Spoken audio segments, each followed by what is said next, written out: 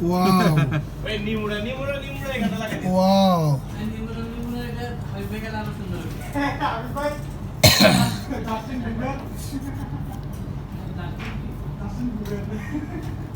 অনেক একটা বড় সাইজ ভাত খাবে না হ্যাঁ এটা সাইজ একবার পুরোটাই একবার রস জশ মানে